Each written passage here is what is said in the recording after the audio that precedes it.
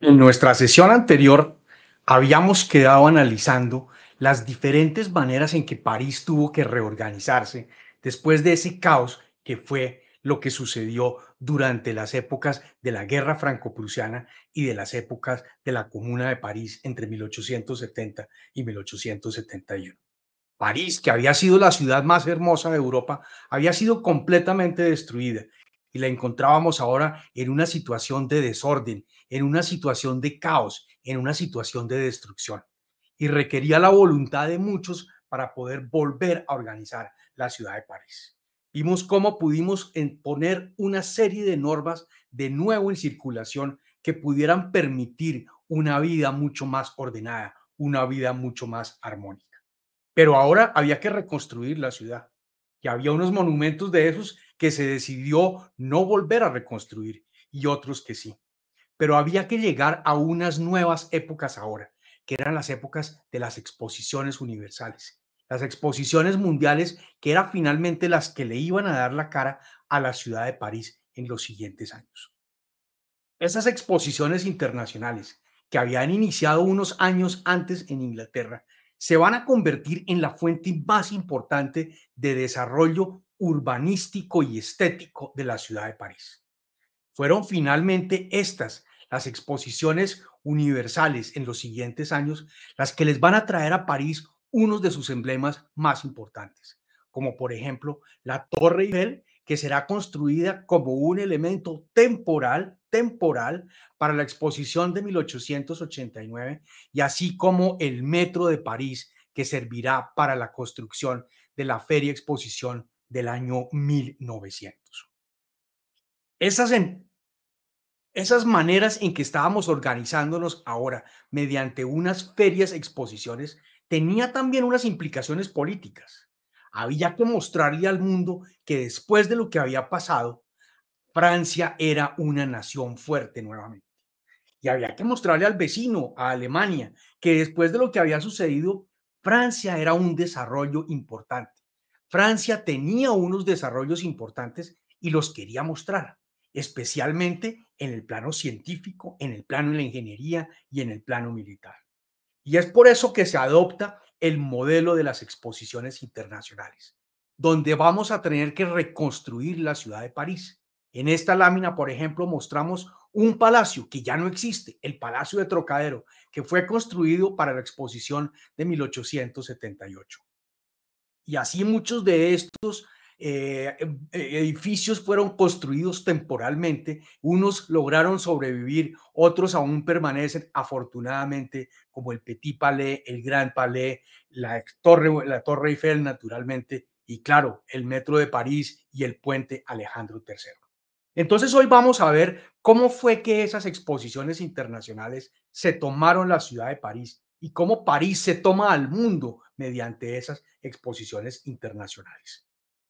La primera exposición internacional que se había hecho la vimos en Inglaterra en 1851. Napoleón, que en ese momento era simplemente un ciudadano, Luis Napoleón Bonaparte, el futuro presidente Luis Napoleón Bonaparte y futuro emperador Napoleón III. Vivía como un simple ciudadano, desterrado, aislado de su tierra en la Inglaterra victoriana, donde el príncipe Alberto, el esposo de la reina Victoria, tiene la gran idea de hacer una gran exposición internacional en Londres en 1851. Y Napoleón, que en ese momento, Napoleón III, el futuro Napoleón III, que en ese momento habita en Londres, vive en Londres cuando se empieza la organización de esta feria, siempre recuerda el impacto que tuvo. No es la única de las medidas importantes que va a adoptar Luis Napoleón en la ciudad de París, copiadas de la ciudad de Londres. Él quería que la ciudad de París se pareciera a la ciudad de Londres, donde él había vivido y donde él había visto todos los adelantos y todos los desarrollos de la tecnología. En esta exposición de 1851, organizada por el príncipe Alberto, se desarrolló un pabellón en una estructura de cristal única, el Crystal Palace, que más adelante sería llevado a un sitio que aún conserva el nombre del Crystal Palace, pero que desafortunadamente se incendió. Y entonces esta nueva figura del Crystal Palace es la que va a simbolizar lo que de aquí en adelante va a representar las ferias. Había que mostrar lo mejor de la tecnología. Y Luis Napoleón entonces, en el año 1855, que ya en ese momento ya no es presidente de Francia, sino se ha declarado como el emperador Napoleón III. En ese momento decide que quiere copiar lo que estaban haciendo en Inglaterra y va a hacer la exposición de 1855 en París. En ese momento, la ciudad de París no contaba con una infraestructura grande. La ciudad de París no tenía unos terrenos para poder desarrollar. Y por eso la van a hacer en una pequeña zona alrededor de los Campos Elíseos, muy cerca a la Plaza de la Concordia, donde hoy quedan los edificios que más adelante servirán para otra feria, el Petit Palais y el Grand Palais. Ahí se construyó un palacio de la industria y era del otro lado, era sobre el lado derecho del Sena, era sobre el Rive Droit y no sobre el Rive Gauche, donde se van a organizar las siguientes ferias más adelante. Este gran pabellón de la exposición, el pabellón de las industrias, era lo que Francia quería mostrarle al mundo. El mensaje al mundo era fluctuat nec mergitur. Fuimos hundidos, fuimos tambaleados por unas circunstancias diferentes, pero ya nos hemos recuperado. Tambaleamos, pero no nos hundimos. Y querían mostrar el mensaje de que eran unos fuertes en los temas de la industria. La ciencia y la industria es el tema que más preocupa a los franceses en ese momento y que quieren mostrarle al mundo. Van a llegar una cantidad de pabellones de otras naciones que quieren mostrar sus inventos también al mundo y que toman la ciudad de París para que les sirva para mostrar esos grandes adelantos tecnológicos. Pero no solamente la ciencia iba a ser importante. Los franceses ya estaban recorriendo unos caminos importantes en otros temas, en las bellas artes. Y por eso van a construir un pabellón de las bellas artes, que estaba ubicado donde hoy está el Hotel Georges V, hacia la avenida Montaigne, llegando hacia el río Sena. Y en ese sitio específico se construye este Palacio Temporal de Bellas Artes para poder albergar las exposiciones de artistas que veremos en las siguientes sesiones.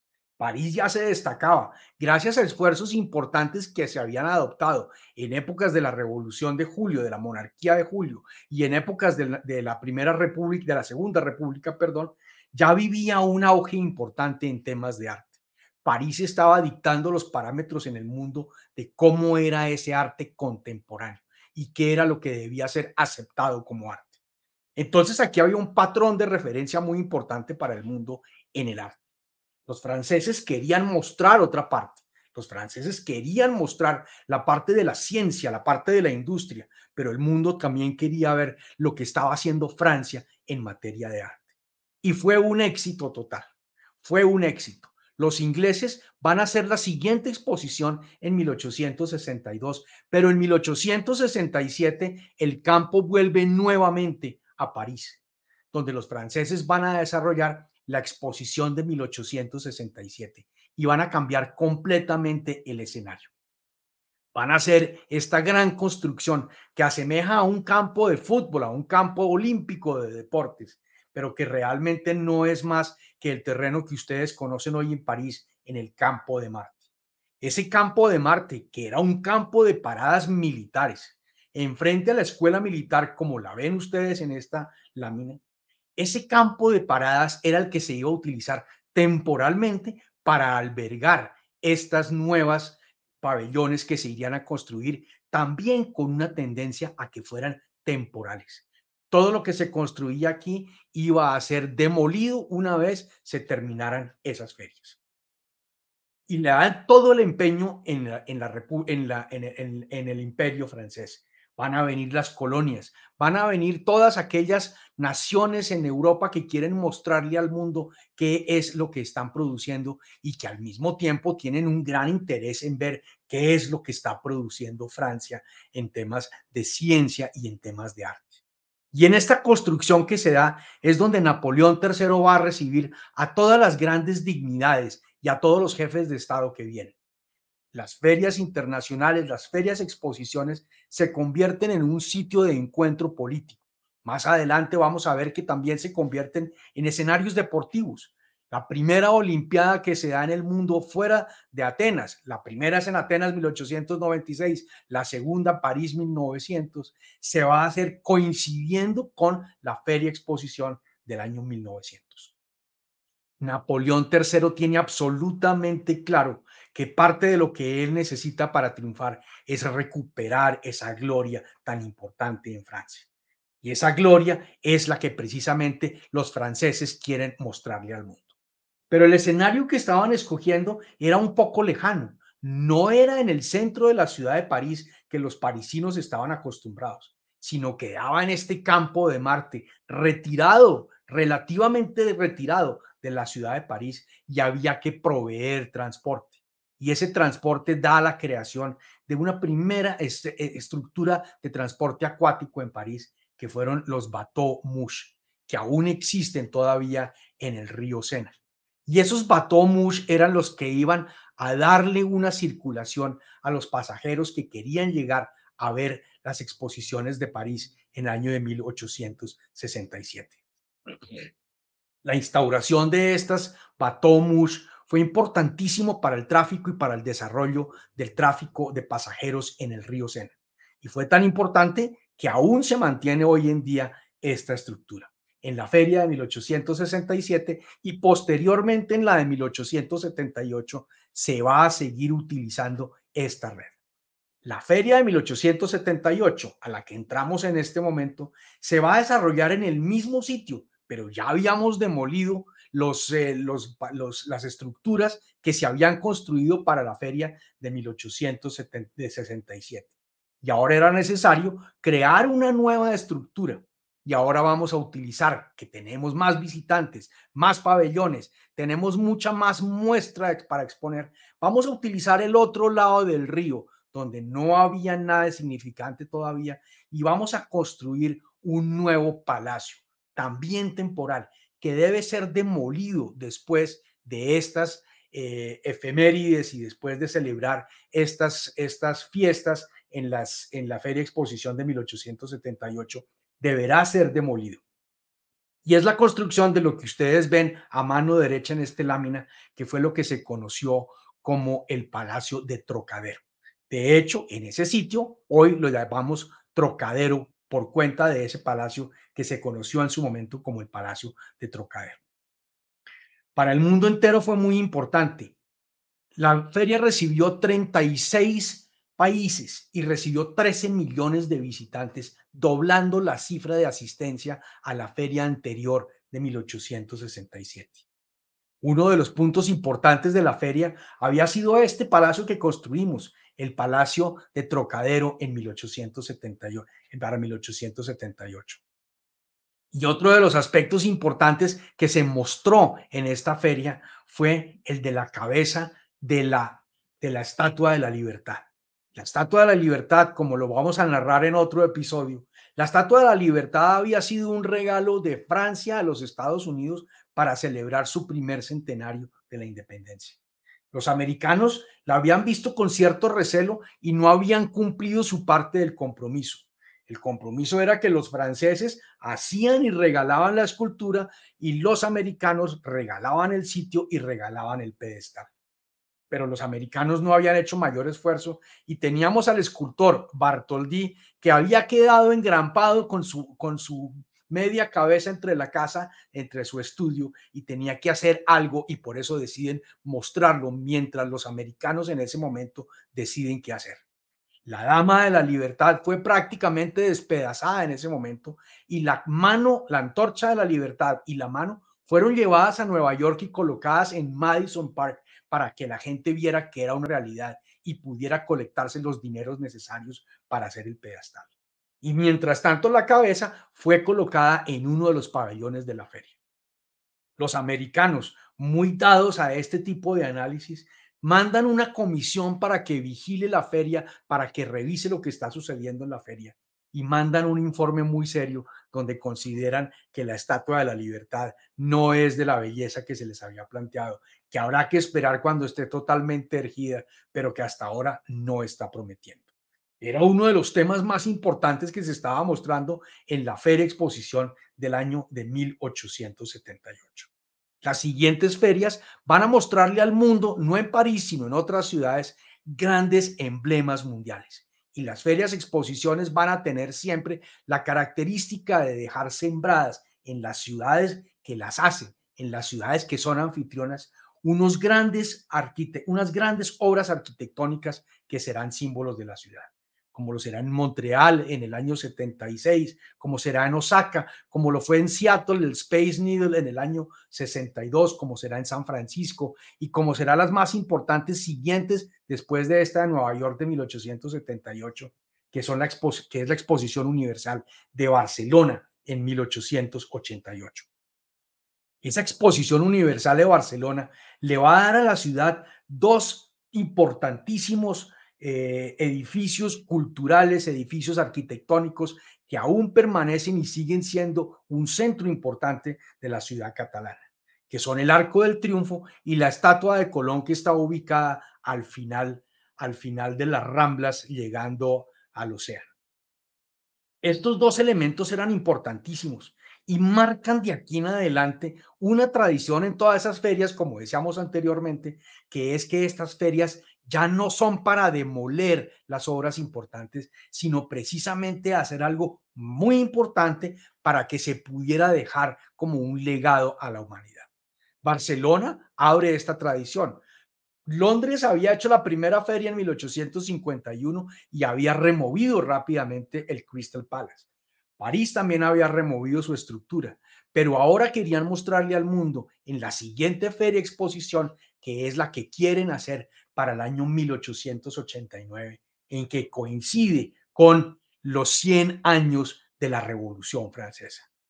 Y es por eso que los franceses y los parisinos en ese momento quieren hacer algo alegórico a la Revolución Francesa. Y ustedes se van a sorprender con el primer diseño que se plantea para ser mostrado en esta feria exposición de 1889. Era poner una guillotina. Era poner una guillotina que simbolizara lo que fue la Revolución Francesa. Naturalmente hubo un debate muy grande en la ciudad de París y en el gobierno francés sobre la conveniencia. Primero, la idea era dejar un monumento que fuera un legado a la humanidad y tal vez dejar este elemento no daba una buena muestra del interés de los franceses por reconciliarse con la humanidad. Y al mismo tiempo, pues tampoco mostraba un interés de las monarquías, hacia las monarquías europeas de congraciarse nuevamente con esa tercera república que estábamos teniendo en París en 1889. Entonces, el primer proceso que habían mostrado los organizadores de la feria fue cancelado y se hizo un concurso donde se presentaron 107 obras.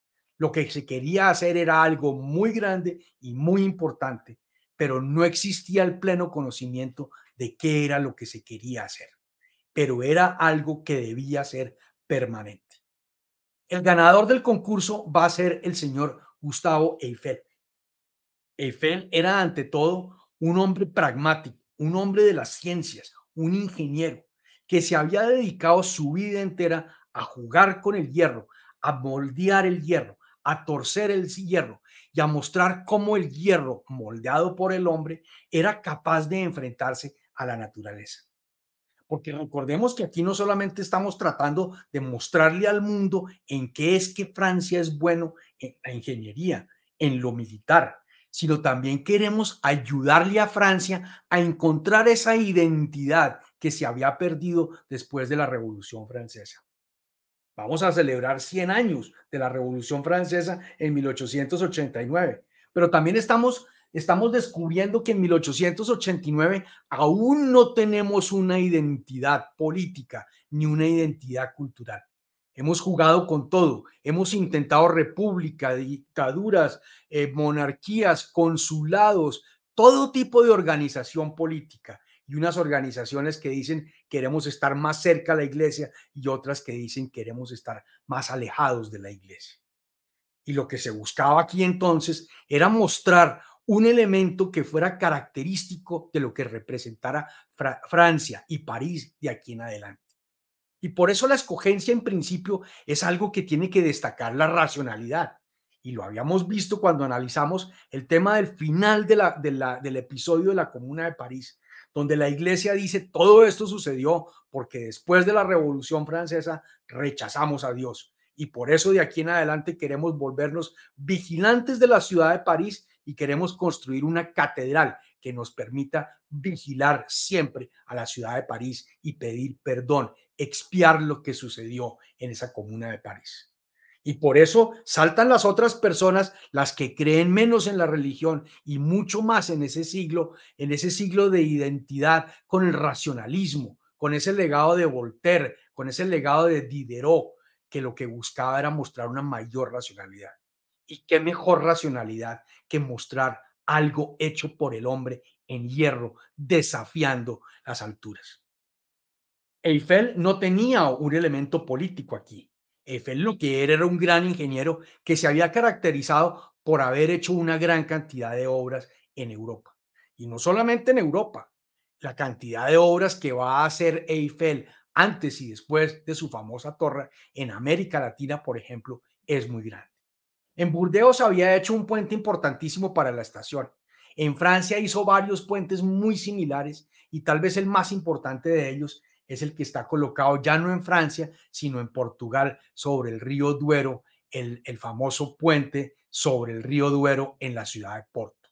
Un puente hermosísimo que mostraba las características de lo que tenía, la capacidad que tenía Eiffel de mover el hierro y acoplarlo y acomodarlo a como el hombre lo necesitaba. ¿Qué mejor muestra de la racionalidad? Y Eiffel había hecho otra obra importantísima, menos conocida para la humanidad porque había quedado debajo de otra obra importante. Habíamos visto que para esa feria de 11 años antes, la de 1878, habíamos mostrado la Estatua de la Libertad, la cabeza de la Estatua de la Libertad. Y parte de los problemas y las dificultades que hubo con la falta de credibilidad de los americanos en la estructura de la Estatua de la Libertad es que no se sabía por dentro cómo se iba a sostener y si el viento iba a ser capaz de tumbarlo en algún momento. Y solamente hasta que interviene Gustavo Eiffel es cuando se logra darle un cuerpo y una estructura sólida mediante esta armazón que hace Eiffel para que la Torre Eiffel se mantenga. Cuando uno ve la Torre Eiffel, debe tratar de mirarla interna y externamente. Externamente lo que representa como ese símbolo de la libertad, pero internamente también este primer desafío del hombre por enfrentar y poner una estatua lo suficientemente grande para desafiar los vientos y para desafiar el mar. Él va a participar en muchos otros proyectos. Hay un proyecto tristísimo en el cual él participa, que es en las esclusas del Canal de Panamá. Un proyecto que le salió muy mal, un proyecto que le costó a él mucho dinero y mucho prestigio, y lo miraremos más adelante, porque fue uno de los grandes escándalos que hubo en Francia durante las épocas de la Belle Époque y del fin de siglo. Pero Gustavo Eiffel simplemente tiene el prestigio y el conocimiento de moldear el hierro, pero tiene un estudio de arquitectos y de ingenieros que se encargan de diseñar las cosas. Y en este estudio van a sobresalir dos hombres, Koechlin y Noguer. Y estos dos hombres son los que se van a encargar de diseñar una torre para colocar en este sitio, en este campo de paradas, en el campo de Marte. Estos dos señores van a proponer algo similar a lo que se había hecho en la ciudad de Nueva York con el Observatorio Latin en una feria local, no una feria mundial como las que estamos hablando, sino en una feria en el año 1853. Ese Observatorio Latin era una torre de madera de solo 96 metros de alto, al cual no tenía elevadores, no tenía ascensores y solo se podía llegar por una escalera. De esa torre no queda nada. La torre estaba ubicada en lo que hoy es Bryant Park, lo que en su momento, en 1853, no era un parque, sino era la parte de encima del acueducto Croton, el acueducto más importante de la ciudad de Nueva York, que estaba ubicada donde hoy está Bryant Park y la biblioteca pública de la calle 42 con Avenida Quinta, con la Quinta Avenida.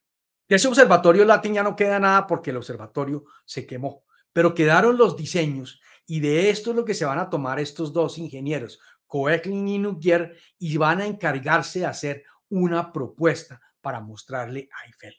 Y esta es su propuesta de una torre que tuviera unas curvas, que esas curvas es lo que le permitía jugar con el viento. Esas curvas eran la que le iba a dar esa resistencia a enfrentarse con el tema del viento, que era lo que más preocupaba a todos.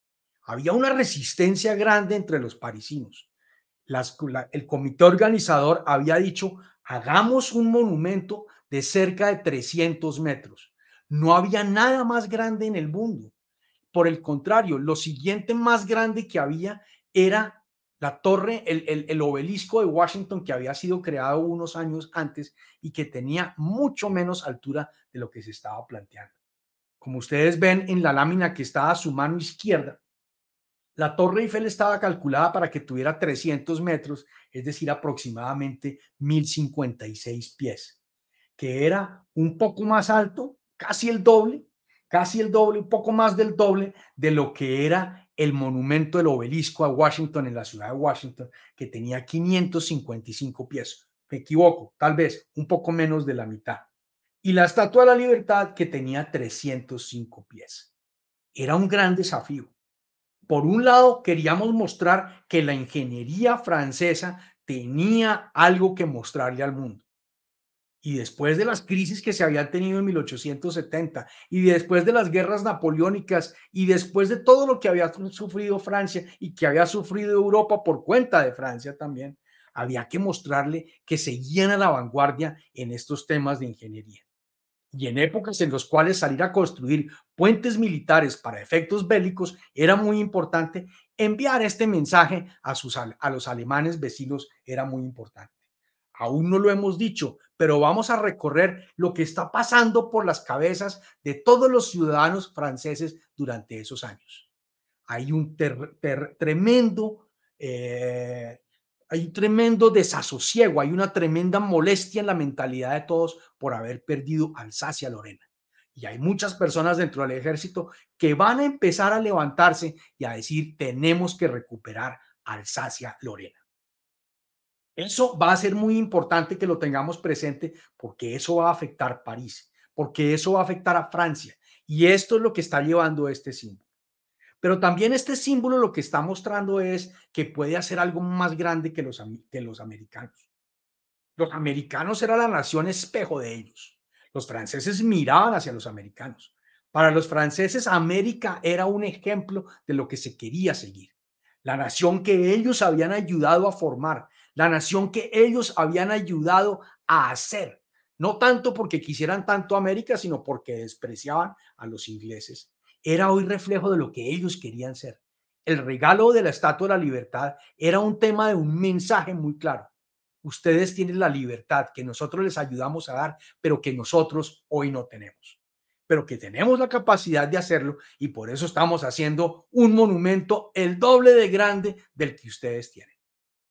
Pero también era otro mensaje. Ese mensaje a la tradición que había en París de que no podía haber monumentos más altos, monumentos más grandes que esos dos que representaban en años anteriores la iglesia y el imperio. La iglesia representada por la Catedral de Notre Dame y se decía que no podía haber algo más grande que Notre Dame. Y lo mismo el Arco del Triunfo, que era el símbolo del primer imperio, de Napoleón Bonaparte. Y no podía haber nada. Y entonces ahora mostrarle al mundo y mostrarle a los franceses era decirle queremos opacar estos dos símbolos. Queremos opacar y queremos mostrar que lo nuestro va a estar a esta altura. Y naturalmente había también una búsqueda de opacar ese monumento que aún estaba todavía terminando su construcción, que era la Basílica del Sagrado Corazón, colocada en Montmartre y que representaba el poder y la vigilancia de la iglesia. Aquí había que poner algo enfrente a esa que consideraban muchos franceses horrible catedral y horrible símbolo de la iglesia dentro de la ciudad de París. Y había que hacerlo con un homenaje a lo que era el hombre capaz de hacer por sí solo. Tomar un metal, tomar un hierro y torcerlo para hacer un monumento que fuera resistente. No se le había visto ninguna utilidad. Más adelante le vamos a encontrar unas grandes utilidades a esta torre, que es la que va a permitir que no se tumbe la torre más adelante.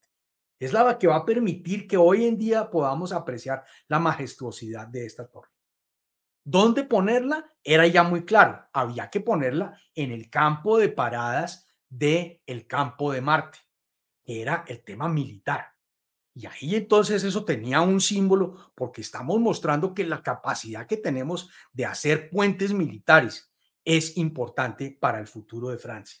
Recuerden que tenemos todavía el tema de Alsacia-Lorena por resolver en nuestras mentes y que los franceses no olvidan lo sucedido 20 años antes, en 1870, cuando, o 20, 80, 18 años antes, en 1870, cuando estábamos viendo la guerra franco-prusiana que se pierde la zona de la Alsacia-Lorena.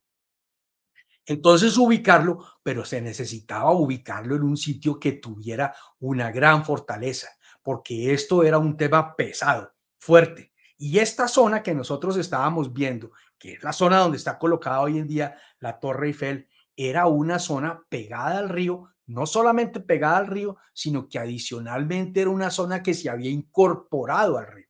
Esta en la antigüedad era una isla que se llamaba la isla de la Maquerel o la isla de las malas querellas, de las malas peleas, o la isla de los cisnes se le conoció también, y que termina siendo después unida, se canaliza y termina siendo unida a la tierra.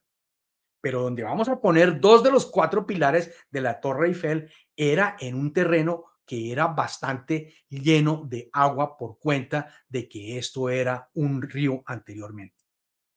Si uno ve en este mapa actual de donde están las cuatro patas, las cuatro bases de la Torre Eiffel, vamos a encontrar que estas, las primeras que se encuentran en la parte superior, esas están ubicadas en un terreno donde antes era una isla. Entonces esto hacía mucho más compleja la construcción, pero naturalmente, en la medida en que lo hacía más compleja, pues era más grande el desafío y era más interesante lo que había que mostrarle al mundo. No solamente vamos a hacer un monumento que es el doble de grande a lo que existe en el mundo, sino que lo vamos a hacer en unas condiciones mucho más difíciles de las que se había planteado cualquier persona. Y el tema complicado también eran las finanzas. ¿Dónde vamos a sacar dinero para esto? Eiffel había mostrado un presupuesto, pero Eiffel no había tenido en cuenta el presupuesto, los altos costos que implicaba construirlo con un refuerzo grande para que pudiera estar colocado dentro del agua. Entonces el costo de presupuesto, la única manera en que Eiffel pudo convencerlos es decirles, no me dejen tumbar la torre apenas terminemos la feria, sino déjenmela tener y déjenmela explotar durante 20 años. Durante 20 años con los costos de las entradas y ponemos unos restaurantes y ponemos unos bares, yo con ese dinero que vamos a recoger ahí, yo con ese dinero me encargo de pagarme la Torre Eiffel.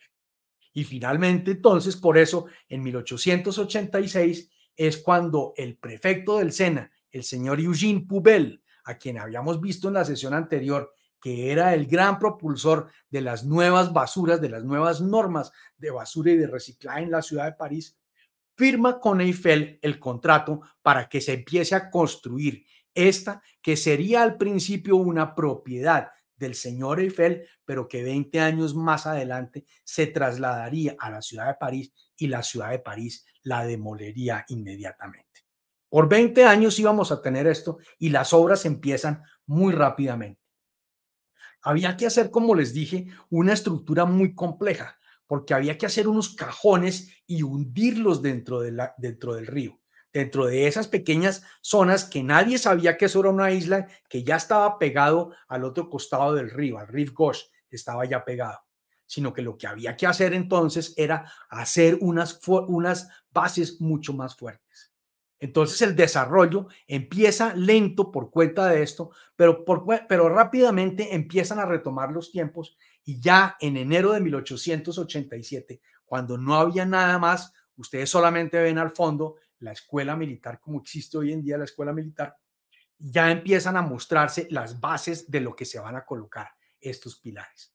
Ahí está uno de las cuatro pilares, las cuatro bases de una de las piernas de la Dama de la Libertad. Pero no fue sino que empezara a hacerse esto en enero de 1887, cuando ya la gente en París empieza a ver que esto es en serio. Y mucha gente empieza a molestarse. Los militares que están enfrente dicen, no queremos que nos dejen esto durante 20 años, esto es nuestro campo de paradas. Los vecinos se mueren del susto de que esto en cualquier momento se va a caer. Es que nunca se había intentado hacer algo tan grande. Entonces había un temor muy grande por esta obra y los artistas consideraban que eso no era lo que querían.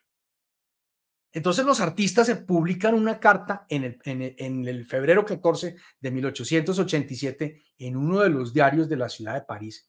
Publican una carta, eran 47 artistas, entre ellos Alejandro Dumas, Guy de Maupassant, Émile Zola, los más importantes artistas de la ciudad de París. Dicen, esto es horrible y estamos perdiendo la identidad. No podemos permitir que se haga un monumento como si fuera para los americanos. Los americanos les gusta la racionalidad, pero nosotros no somos los americanos. Los americanos les gusta que esto sea de una utilidad y que esto vea dónde se le hace dinero, pero nosotros no somos los americanos. Recordemos que estamos celebrando 100 años de la Revolución Francesa, pero también estamos celebrando 100 años de encontrar una identidad política para Francia. Y aquí se reflejaba en ese debate que aún nadie se ponía de acuerdo. Sí, todos estos artistas eran los que estaban más en contra del mensaje de la iglesia, colocando la Basílica del Sacré-Cœur como gran vigilante de la ciudad de París. Querían que hubiera algo enfrente, pero querían que algo fuera más estético. No les parecía que un poco de hierro alineado pudiera ser el elemento estético que necesitara la ciudad de París. Todos estaban en desacuerdo, pero la obra ya había empezado. Más adelante, y me adelantó un poco la historia, más adelante todos se van a echar para atrás y van a reconocer que realmente la obra era importante y que la obra es bonita y que la obra es audaz. Esa audacia que siempre ha tenido París de hacer grandes obras audaces, difíciles de contrastar en un principio y que van a ser críticas, como lo fue hace muy pocos años la pirámide construida por un arquitecto chino dentro del Louvre para que sea la pirámide del Louvre, que es a los ojos de muchas personas una obra del equivalente a la Torre Eiffel. Esa audacia de los franceses fue finalmente reconocido por 46 de los 47 artistas y escritores. Solamente uno no la perdonó, que fue el célebre Guy de Maupassant. Y Maupassant dijo, yo me voy a vivir fuera de Francia. Una obra como la Torre Eiffel no amerita que yo viva en Francia o que yo viva en París. Terminó quedándose en Francia un buen tiempo e iba mucho a cenar y a tomar sus alimentos en los restaurantes muy famosos de la Torre Eiffel. Y una vez se encuentra con un crítico y le pregunta, no entiendo sus contradicciones. Usted dice que no le gusta la Torre Eiffel, ¿por qué viene todos los días a almorzar acá? Y dijo, es muy sencillo, porque es el único sitio que no veo la Torre Eiffel. Cuando me subo a la Torre Eiffel, no veo la Torre Eiffel. Y por eso me parece que es el mejor sitio que hay en París. La obra, como les dije, empieza en enero de 1887 y ya en julio de 1887 empiezan a asomar las bases de lo que va a ser. Después, diciembre de 1887 se consolida mucho más. Después vamos a llegar a marzo de 1888 al proceso más complicado y al que Eiffel le tenía mucho más susto y que está muy bien descrito y narrada en una reciente película que se llama Eiffel, que describe un poco más la situación amorosa de Eiffel que la obra de ingeniería, pero este pedazo está ejemplarmente narrado, magnífica y deliciosamente narrada en esta película, que era el momento en que llegaran las cuatro piernas y tenían que quedar al mismo nivel, porque si quedaban desequilibradas, esto en la medida en que empezara a crecer, iba a voltearse en cualquier momento. Entonces, este era el momento más importante, pero esto era marzo de 1888, o sea, llevábamos solamente un año de construcción y el proceso fue exitoso y después de hacerle todas las pruebas, estaba nivelada y podía empezar a seguir construyéndose los siguientes niveles. Este iba a ser entonces el primer nivel, el que llegamos en marzo de 1888. Para mayo de 1888 seguimos construyendo y vamos llegando ya casi al segundo nivel, el cual vamos a alcanzar solamente 3 meses después, en agosto de 1888. Y después, finalmente, en diciembre de 1888, estamos ya casi listos para colocar la cúpula que se colocará en marzo de 1889. Esto es todo un récord.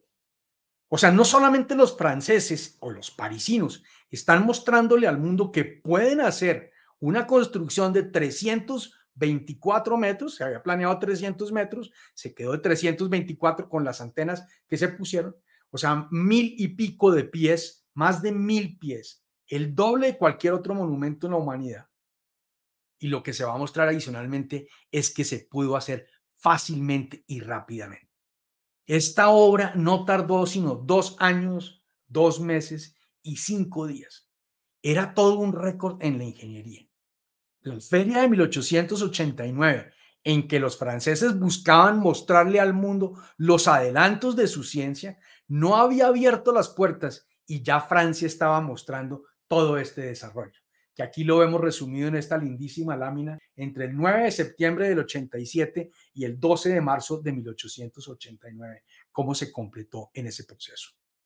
La construcción, sí, fue fácil, 2 años, 2 meses y 5 días. Pero cuando uno ve las imágenes de cómo fue la construcción, le produce a uno un vértigo y un terror. Medidas de seguridad no había ninguna. No había ni siquiera un lazo que agarrara a estos trabajadores que se dedicaran a subir y que se dedicaban simplemente con una mano a tener el cigarrillo y con la otra mano a pintar la Torre Eiffel. Y durante esto seguían moviéndose todos estos personajes haciendo todo tipo de malabares para poder pintarles. Y finalmente estos demoraron un poco la obra, que hubiera podido ser más corta de los 2 años, 2 meses y 5 días, porque estos señores entraron en huelga. Y no entraron en huelga por las condiciones de seguridad industrial en las cuales estaban trabajando. Simplemente entraron en huelga porque se acabó el dinero para pagarles el sueldo. Y ese episodio también está muy bien narrado en la película de Eiffel que les he mencionado anteriormente. Y la razón era muy sencilla. Los bancos que habían quedado de prestarle el dinero a Eiffel simplemente se echaron para atrás en el proyecto y consideraron que el proyecto había tenido unos niveles de riesgo más altos y que no le seguían prestando dinero. Malabares como los que hicieron estos empleados, tuvo que ser Eiffel ahora para conseguir el dinero para poder terminar la obra y convencer a estos señores que les iba a pagar mucho más si entre todos lograban terminar. Y finalmente es capaz de convencerlos y todos se pusieron de acuerdo y terminaron la obra y finalmente vemos aquí a un Eiffel con uno de sus invitados muy contentos mostrando el final de lo que fue la construcción de la Torre Eiffel. Esa va a ser un gran elemento importante de la ciudad de París para mostrarle en ese momento a la humanidad. Y la inauguración y la celebración que hace Eiffel va a llevar a toda la crema innata de la sociedad parisina. Solamente había un problema, que era el problema de los ascensores, porque la idea es que no fuera como el observatorio que habíamos visto en Nueva York, que simplemente tuviera unas escaleras. Es que esto tenía 324 metros y queríamos subir a mirar esto. Entonces el problema de los ascensores era complejo. La compañía Otis de los ascensores alemanes es la que toma la iniciativa y presenta una propuesta de hacer unos elevadores que son los mismos elevadores en que usted ha montado seguramente, que son unos elevadores que no van en una posición horizontal, vertical, sí, perdón, vertical, sino que van en una posición lateral y empiezan a moverse hacia estos lados y que simplemente no tienen una cuerda, sino que es mediante una fuerza hidráulica la que van moviendo toda esta serie de cosas. Los ascensores se demoraron un poco en armarse y se armaron los primeros ascensores que llegaban hasta hasta el primer nivel y después más adelante se complementaron con los otros que subirían más adelante. Pero aquí también había algo importante para mostrar que era estos ascensores que ya también empezaron a coordinar con los franceses y empezaron a mostrar ese desarrollo. La torre estaba lista, la torre estaba lista para su inauguración y solamente de lo que ustedes ven hay un cambio que más adelante se va a dar con el tiempo. Si ustedes ven, aquí hay unos arcos arriba que ya no están. Esos arcos fueron eliminados. Esos arcos, aquí era donde había unos restaurantes y unos bares que ya vamos a mostrarles. Y esos se eliminaron y quedaron, simplemente se cambiaron y se pusieron algo más sencillo, de manera que se pudiera destacar, que no se estaba logrando destacar los nombres que se habían colocado de 72 científicos. Los 72 científicos más importantes de la historia de Francia estaban puestos en esta torre. Esto, el concepto era muy similar a lo que hacía la iglesia. Las iglesias hacían unas iglesias inmensas, unas grandes basílicas y las adornaban con todos los santos y con todos los padres de la iglesia. Aquí el concepto era exactamente el mismo, simplemente que en vez de tener santos, vamos a tener estos científicos que nos van a acompañar. Y en los cuatro costados hay 18 científicos en cada uno para un gran total de 72, pero queríamos que fuera también algo que fuera no solamente una cosa linda para mirar por fuera, sino que sirviera también y tuviera unos propósitos. Antenas se le van a colocar para una muy ineficiente transmisión. La importancia que va a adquirir la Torre Eiffel será en las épocas de la Primera Guerra Mundial, cuando se den cuenta de la importancia que tenía la transmisión radial, la transmisión de datos, no de datos, perdón, de voz en las épocas de la Primera Guerra Mundial. Y París no fue invadida en la Primera Guerra Mundial por cuenta de la Torre Eiffel. Y lo miraremos cuando lleguemos al episodio de la Primera Guerra Mundial, pero había que hacerle unos restaurantes. Y esos arcos que mostramos ahora están aquí reflejados en esta parte. Estos eran los grandes restaurantes que había. Había restaurantes, había bares, había todo tipo de restaurantes, cafeterías, unos de lujo, otros más elegantes, porque todo el mundo quería subir. Seguramente usted ha subido a la Torre Eiffel. Y cuando usted subió a la Torre Eiffel, ya no nos impresiona tanto porque hemos visto varias veces imágenes aéreas de París y de cualquier otra ciudad y del globo y del planeta. Pero en esta época nadie sabía cómo se veía París por encima, porque nadie había subido y nadie tenía drones ni nadie tenía absolutamente nada para ver cómo era la ciudad de París desde arriba. Eso tiene que haber sido algo muy impactante para las primeras personas que empezaban a subir y empezaban a sentir cómo se veía París desde arriba. Era muy importante lo que se estaba logrando. La gente no entendía la ciudad y la gente, cuando sube y empieza a ver la armonía en que está construida la ciudad de París, terminan adicionalmente celebrando las grandes épocas de Haussmann y las reformas que Haussmann hizo por la ciudad de París. Arriba, antes del último de los restaurantes, se hizo un apartamento para el señor Eiffel, un apartamento que aún permanece hoy en día, y hay unas estatuas de cera que ustedes seguramente habrá visto, donde están sentados Tomás Alva Edison a su mano izquierda y Gustavo Eiffel a la derecha. Fueron los dos hombres más importantes del evento que estaba sucediendo en París en ese momento.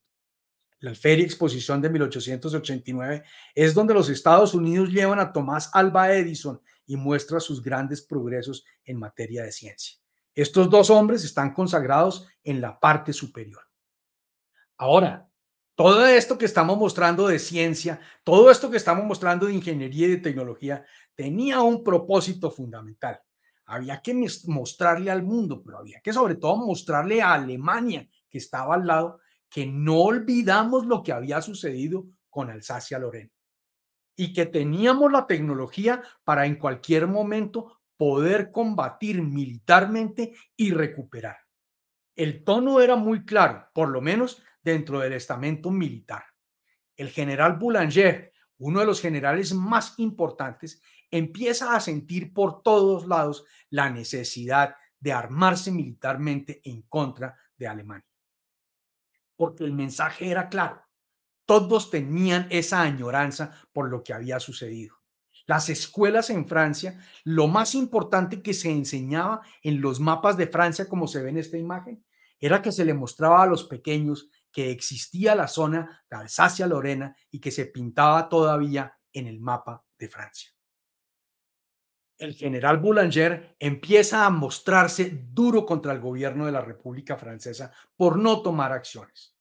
En Alemania están tranquilos, pero Boulanger empieza a hablar un poco más duro, a subir el tono y finalmente Boulanger es destituido del ejército francés.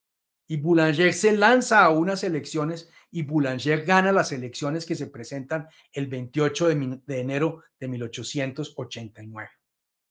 En esa fecha, 27 de enero, perdón, recorrijo la fecha, 27 de enero de 1889, hay unas elecciones locales y en París las gana Boulanger. Recordemos que la Comuna de París lo que había sido era la gran resistencia de la ciudad de París para enfrentarse al conflicto con los alemanes y que no querían rendirse. Y esa misma ciudad de París es la que en este momento, el 27 de enero, vota a favor de Boulanger y le da un visto bueno y le dice, hagamos la guerra con Alemania, insistamos en ese tema. Y la noche que gana las elecciones, que el general Boulanger está reunido en el famoso restaurante Dugan en la ciudad de París, llega el pueblo de París a pedirle, por favor, que se tome el Palacio del Elíseo, que haga un golpe militar y se quede con el Estado y que haga la guerra con Alemania. El tema era bastante claro en ese momento para los franceses, pero más que para los franceses, para los parisinos de lo que había que hacer. Boulanger estuvo tibio, Boulanger no supo cómo actuar. Hay algunos que condenan la actitud de Boulanger en ese momento, otros consideran que la actitud de Boulanger fue responsable. Boulanger, frente a la presión de todo el pueblo parisino que le pedía a toda instancia que fuera y diera un golpe militar, se resiste y dice, si yo gané esta elección, puedo ganar la siguiente también democráticamente y hacer cambiar estas normas y poder ir detrás de los territorios que perdimos en Alsacia-Lorena. El pueblo de París no lo entendió y no se lo perdonó porque el pueblo de París quería un combate rápido. El ejército lo va a condenar por traición y lo van a capturar. Hay una orden de captura contra él y él se fuga de Francia en compañía de su amante y se fugan hacia Bélgica. Y cuando está en Bélgica, su mujer muere y él, de pena moral y de dolor, no tiene más remedio que tomar la decisión de suicidarse encima de la tumba de su amante en el cementerio de Bruselas. Y ahí quedó esta de las grandes crisis de fin de siglo en la ciudad de París. La ciudad que teníamos 100 años de estar celebrando, 100 años de buscar una identidad política y que teníamos un nuevo conflicto que había sido solucionado rápidamente, pero cuyas semillas seguían manifestándose. El hecho de que hubiera salido el general Boulanger del ejército y el hecho de que hubiera muerto y desaparecido el general Boulanger del panorama político no quitaba ese germen que estaba todavía entre el pueblo parisino. Y ese es un tema que seguirá resolviéndose y que seguirá funcionando en las mentes, en la mentalidad de los parisinos, más que de los franceses, hasta que lleguemos hasta la Primera Guerra Mundial, unos 30 años más adelante de esto. Logrado solucionar el impasse que casi no se puede inaugurar la Torre Eiffel, porque lo que se estaba esperando era que hubiera un golpe de Estado pocos meses antes de la inauguración de la Torre Eiffel.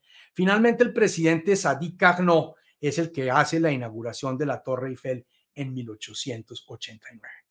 Frente a la crítica de muchos, frente a las naciones europeas que no quisieron asistir porque consideraban que no querían ir a la inauguración de un evento que estaba celebrando la caída de una monarquía. Y la mayor parte de los europeos eran monarquía todavía y no estaban de acuerdo. Y los parisinos aún no estaban contentos todavía con la idea de la torre. Tal vez lo que más molestaba a los parisinos es algo que no hemos dicho todavía y algo que no hemos mostrado. Es que la torre era roja. La torre no es el color que usted conoce hoy en día de la Torre Eiffel. La torre era un rojo que ciertamente no hacía juego con el verde que mostramos en la sesión anterior, que era el color que habíamos escogido para todos los monumentos de París. Tal vez esta Torre Eiffel en verde no hubiera sido una molestia.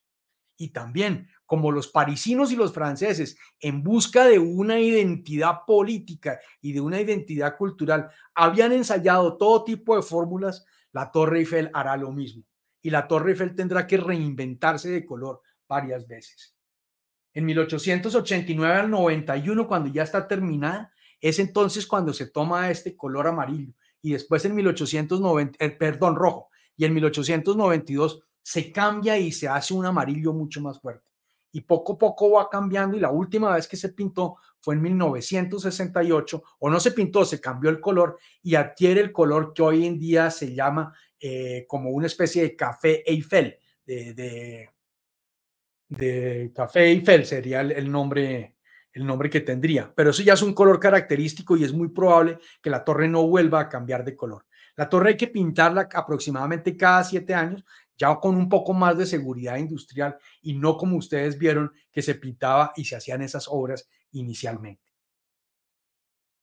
El peso de la Torre Eiffel es impresionante. La estructura metálica pesa 7.300 toneladas y junto con ascensores, restaurantes, toda esa serie de cosas, tiene más de 10.100 toneladas con todo.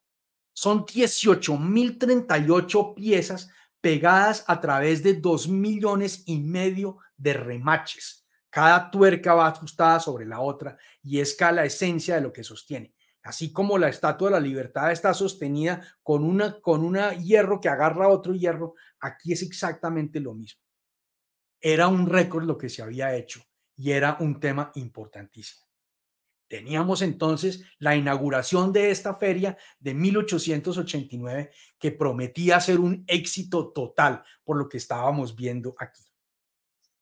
La primera exposición que habíamos hecho en el año 55, en el espacio, se me sale de este mapa y por eso muestro solamente dos rayas azules arriba, que era el sitio donde se había hecho cerca de la Plaza de la Concordia, en lo que era la Cour de la Reine. Ahí era donde se había hecho esa feria de 1855.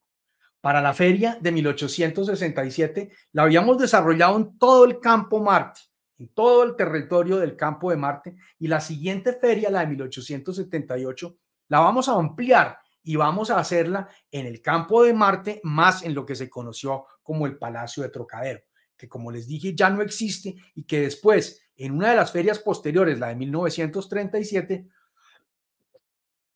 es en ese momento que se va a hacer un nuevo palacio, el Palacio de Chaillot, que es el que está hoy en día donde está el Museo de la Humanidad y el Museo de Arte Moderno de París, están ubicados en ese sitio. Pero eso será en su momento, que lo veremos cuando lleguemos a 1937, vísperas de la Segunda Guerra Mundial. La siguiente feria, 1889, vamos a utilizar los dos espacios que hemos utilizado anteriormente, pero también lo vamos a crecer y lo vamos a hacer en la explanada de los Inválidos.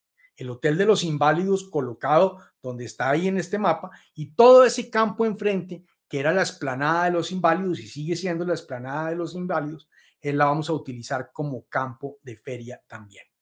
Y ese campo de feria fue muy grande porque albergó una gran cantidad de pabellones.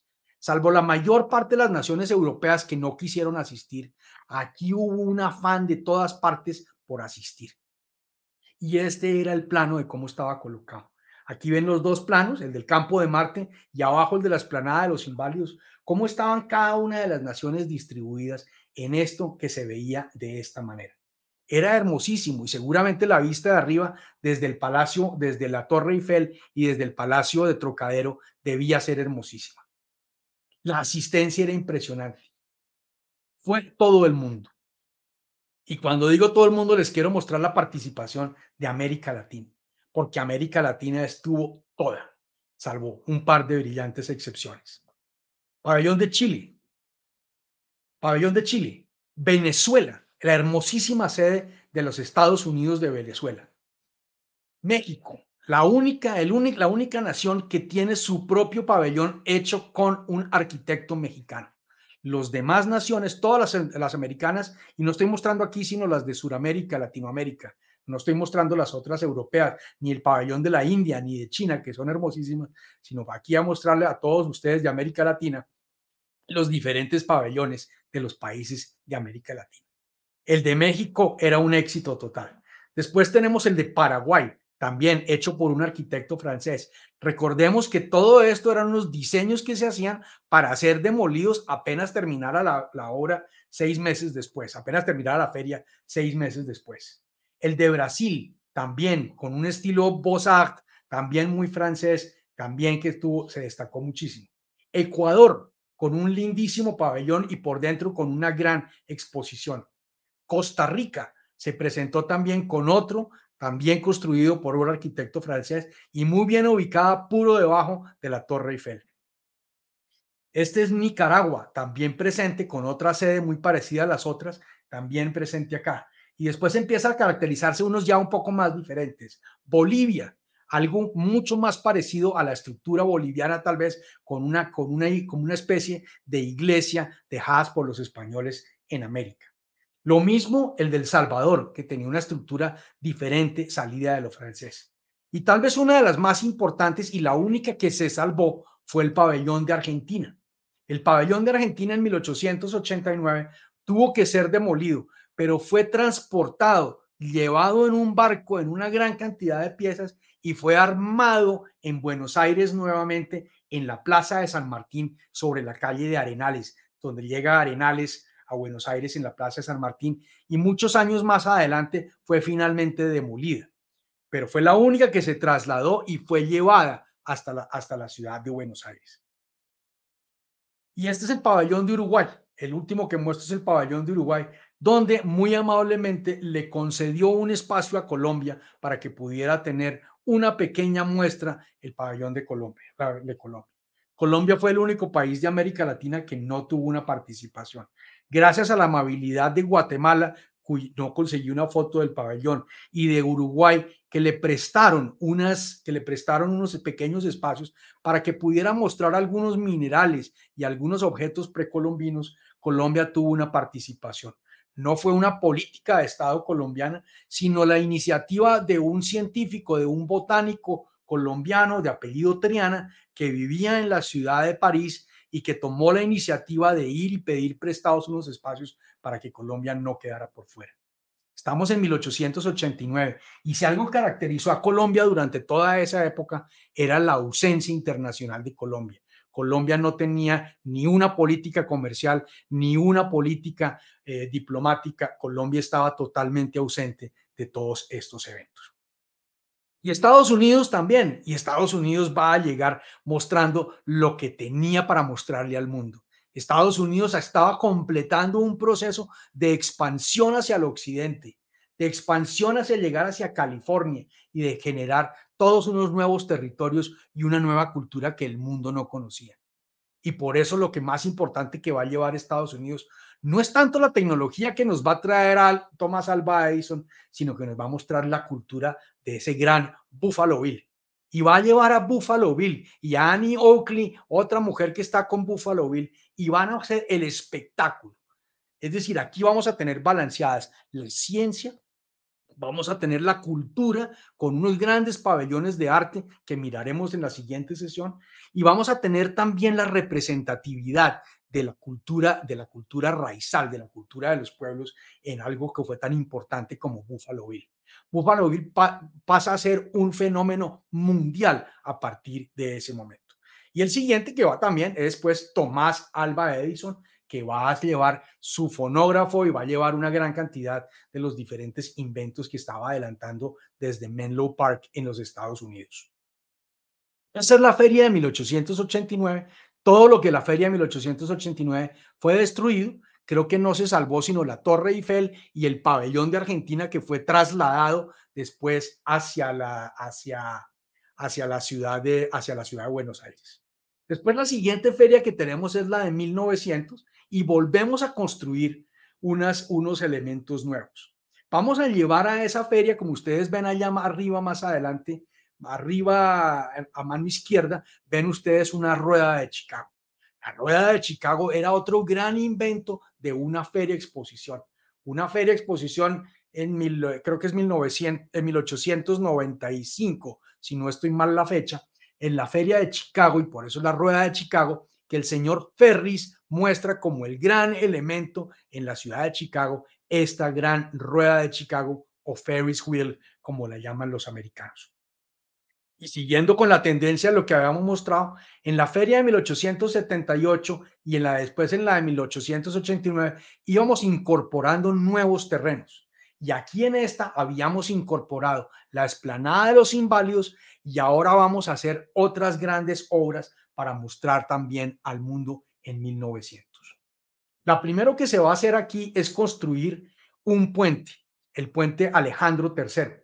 El puente Alejandro III, que ya lo vamos a ver una lámina, que es el puente más hermoso que tiene la ciudad de París, pero es lo que va a permitir conectar la parte de los Inválidos con los nuevos palacios que estamos construyendo, donde habíamos hecho la primera feria de 1855 en el Palacio de la Industria y que hoy van a tumbar y van a hacer dos nuevos palacios de estilo Beaux-Arts que van a ser el Petit Palais y el Grand Palais. Que la idea inicialmente es que fueran también temporales y fueran demolidos y por fortuna no lo fueron. Si tomamos un plano de la exposición, nos muestra cómo se organizaron en estos dos campos grandes, el campo de Marte y la explanada de los Inválidos y todos los quays del Sena alrededor, cómo se montan.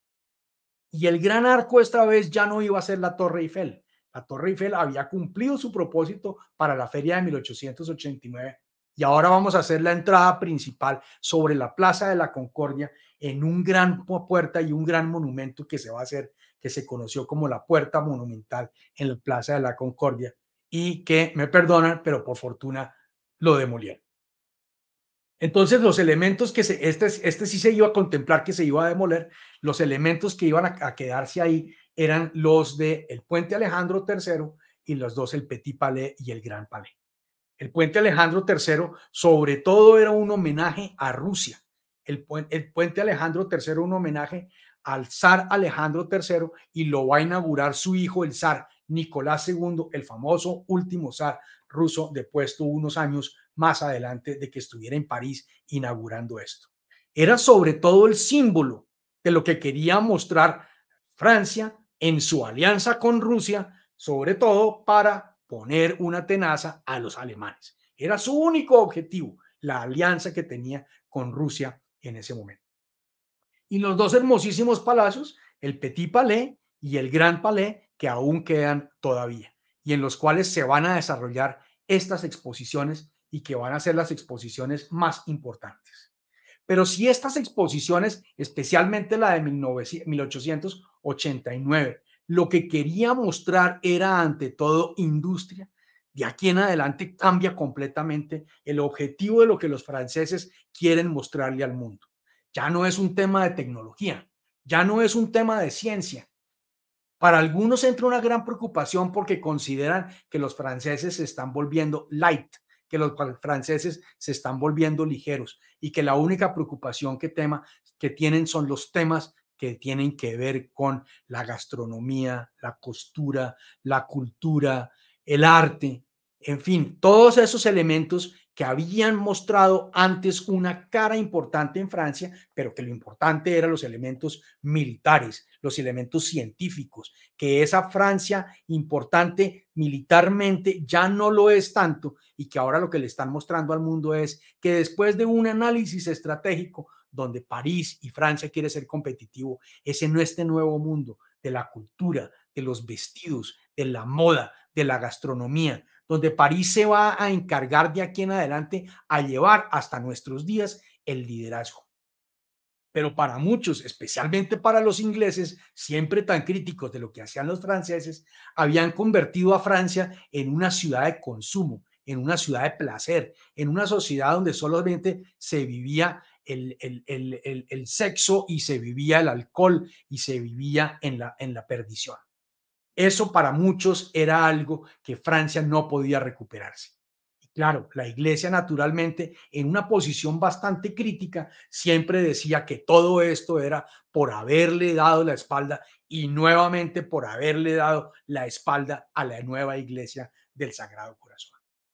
Eran los símbolos de lo que estábamos llamando, lo que llamaríamos en ese momento ese fin del siglo, ese fin de siècle, que era lo que teníamos que mostrar como el gran final, esa época de pesimismo, esa época terrible para muchas naciones, de esa parte como se llegaba a un fin de siglo en una gran crisis política, en una gran crisis de pensamiento, más que política realmente, porque la estabilidad que teníamos en esos años no se había vivido en mucho tiempo en todo el continente europeo. La rueda de Chicago o Ferris wheel es uno de los elementos más importantes que se lleva, que se coloca cerca a la Torre Eiffel y que va a ser muy importante. Y como lo dijimos anteriormente, vamos a hacer coincidir también estos juegos, esta feria exposición con los Juegos Olímpicos que se van a dar en París en 1900. Ya se había tomado la decisión en 1894 de que los primeros Juegos Olímpicos se harían en París en 1900.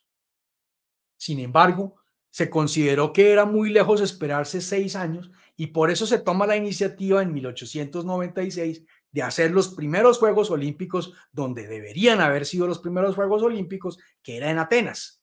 Y los primeros Juegos Olímpicos fuera de Atenas o segundos Juegos Olímpicos en la humanidad serían en París para coincidir con este gran evento.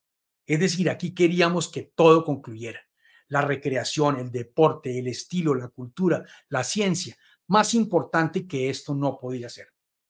Y París tenía que dejarle algo al mundo.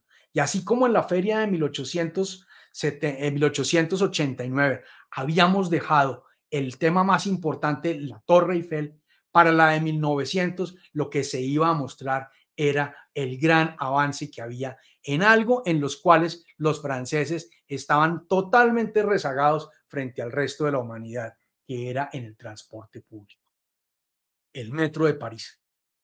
El metro de París no existía y no me lo van a creer ustedes cuando les diga que se demoró tanto el proyecto de construcción por unas discusiones que hubo internas si debía ser elevado o si debía ser subterráneo. Y por cuenta de eso se demoró una gran cantidad de años en poder arrancar esa obra de la metro de París. El metro de París, en teoría, estaba hecho para que fuera inaugurado en la Feria Exposición y no pudo ser así. Tuvo que ser inaugurado durante la Feria Exposición. El gran artífice de esta obra fue el señor Fulgence Bienvenu. Fue el señor Bienvenu, quien es el ingeniero, el que termina haciendo las primeras obras y termina diseñando las rutas del metro de París. Esas rutas del metro de París son las que eran la primera que se inauguró en ese momento, en 1900, es lo que aún sigue siendo la línea 1 del metro, que era la que iba prácticamente al lado del río Sena y que en ese momento iba entre la Porte de Vincennes y la Porte Maillot. Eran las dos rutas que sigue siendo. Hoy en día la ruta 1 se prolongó y llega hasta la Défense, pero sigue siendo la misma ruta. Y estas rutas empiezan a crecer poco a poco en un sistema de una gran complejidad y lo vuelve a ser mucho más complejo y mucho más eficiente que muchos otros metros en el mundo entero. Este es un diseño de lo que se hizo en ese momento, de cómo debían ser las primeras rutas del metro de París. Y en 1904 ya habíamos creado unas líneas, pero siempre en el lado derecho del río. En el lado izquierdo, en el Rive Gauche, aún no se le había dado la importancia que tenía y que tendrá más adelante. En 1904 tiene estas líneas.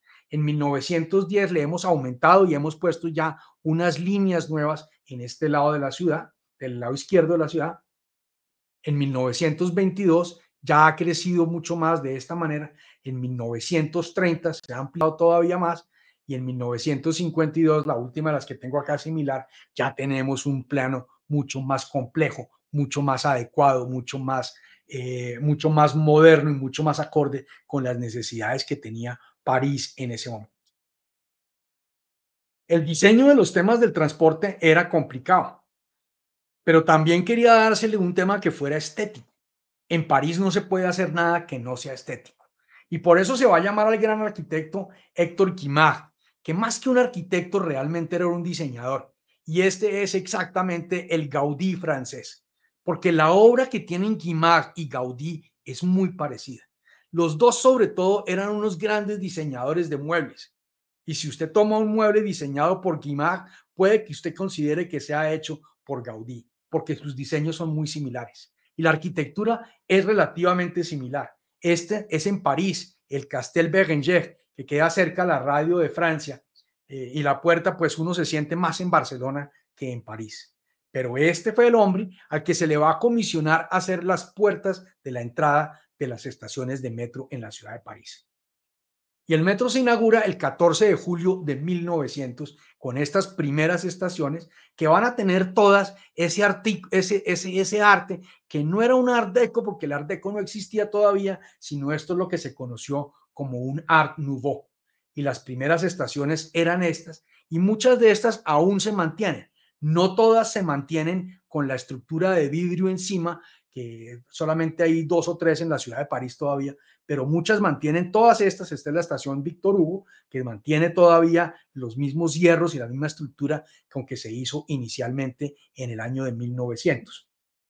Esta fue la estructura que se le dio aquí al tren, a las estaciones de tren, que tuvieran esta especie de techo en vidrio, que era lo característico del Art Nouveau. Esta es la estación de Châtelet, la estación de Châtelet hoy en día, como está, y esta es la de Aves, que es una de las únicas que se mantiene con este techo un poco más corto. Esta es la que está cerca a Montmartre, la de Aves. Y los trenes eran unos trenes que eran en el exterior de madera, eran hermosísimos, tenían algo característico de todos los trenes que tenían en la ciudad de París hasta hace muy poco. Yo alcanzo a recordar cuando los trenes en París, los metros en París tenían primera clase y segunda clase, y las primeras estaciones empiezan a mostrar. Estos no eran unas estaciones muy profundas como lo era como lo era el metro de Londres en ese momento. Tal vez lo que se hizo era una solución intermedia, que no fuera ni tan elevado como querían otros, ni tan hondo como querían otros. Entonces lo hicieron hondo, pero no tan hondo. Y por eso quedaron estas estaciones, muchas que están muy cerca a la superficie. Esta es la del Hotel de Ville. Estos eran los trenes por dentro, como estaban hechos los trenes por dentro, y algunas de las estaciones que quedaron siendo elevadas, porque muchas estaciones se mantuvieron elevadas por facilidad, por ser prácticos. Muchas de estas estaciones eran elevadas y después más tarde el tren se sumergía. Aquí esta, por ejemplo, era una estación elevada. Esta es la que queda en Botel y Invalids, es la que está aquí mostrando. Y es exactamente entonces la manera en que la ciudad de París mostró al mundo que había logrado hacer esta parte del transporte, que tenía esa deuda con la ciudad de París y que no habían podido organizar. Entonces hemos visto hoy la importancia de las ferias hasta el año de 1900. Vamos a tener otras ya no tan importantes, pero vamos hasta llegar hasta la feria de 1937. Pero vamos a seguir con la Belle Époque primero, porque la Belle Époque la vamos a ver en varias fases. La primera fase que vimos fue la organización. La segunda fase que vimos es esta, de cómo se embellece la ciudad y de cómo se le da una característica de unos monumentos diferentes. Y ahora vamos a cosechar en la siguiente sesión los frutos de todo lo que se adelantó anteriormente como política de Estado, especialmente en el tema de las artes. Y no era una coincidencia que en París, cuando llegamos a 1871, el año en que empieza la gran época de la Belle Époque, tuviéramos esa coincidencia de los pintores más importantes del mundo viviendo en la ciudad de París. Ese desarrollo es entonces lo que veremos en nuestra siguiente